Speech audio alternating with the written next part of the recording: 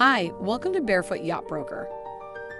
So, what if you find the perfect boat and it's overseas? Or should you consider looking worldwide for the perfect boat? I get asked about this a lot, especially if it's risky. The very first boat I ever sold was on the east coast of the US to a buyer in Australia. Since then, I've sold 2 boats overseas to American buyers and about 20 in the US to international buyers. It's definitely possible to buy a boat overseas smoothly and easily if you do things by the book. Every situation is unique, but if you're working with a good broker and follow the buying process, it should be very similar to buying a boat in your home country. If a boat overseas is represented by a broker locally, you can either choose to work directly with them, or if you prefer to work with a broker from your home country, you can ask if they are open to doing what's called a co-broke sale.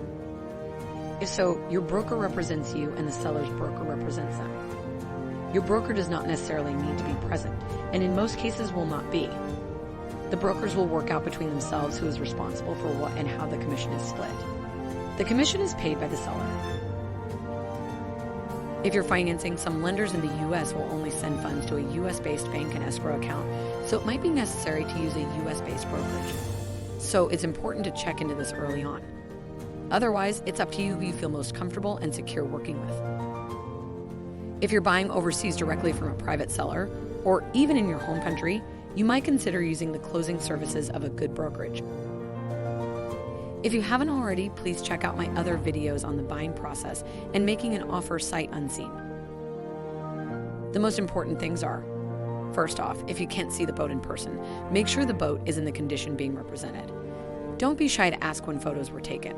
And if there are only a few, can they provide more? Also, I definitely recommend doing a Zoom or FaceTime virtual showing for any long-distance purchases. Next, before you make an offer, make sure you're entitled to all normal inspections prior to making your final decision or signing the acceptance of vessel. These include a personal inspection, a survey, a mechanical inspection, a rigging inspection for sailboats, and a water trial. There are qualified people all over the world who do these different types of inspections. The brokerage or seller you're working with should be able to provide a list. Otherwise, you can always fly there personally or fly someone out. Then, if a deposit is required, make sure this is fully refundable until you've had adequate time to carry out all inspections or the acceptance of vessel date. You'll also want to make sure the dates on your offer contract allow adequate time for you to carry out all desired inspections, to review the inspector's reports, and to make your final decision. This is usually between 3 to 4 weeks.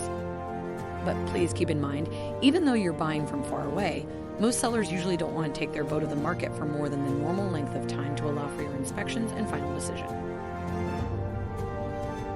Finally, before you make an offer, make sure that the person selling the boat is the legal owner or has the right to sell the boat and has an ownership document. If this all checks out and you decide to make an offer, another thing to consider is mooring. Can the boat stay in its current location even for a short period of time? If so, how long and who is responsible for what? If not, how soon after the close of the sale do you need to move it and where are you going to be able to move it to? If you have any special requirements regarding these things, this should all be in the contingencies of the initial contract. One last thing is, it's totally up to a new buyer to arrange shipping, transportation, or delivery. It's very rare that a seller or broker will get involved in any of this, let alone have this included in an offer price or contract. So it's really important to have looked into these things and have your ducks in a row if you're planning to purchase a boat overseas.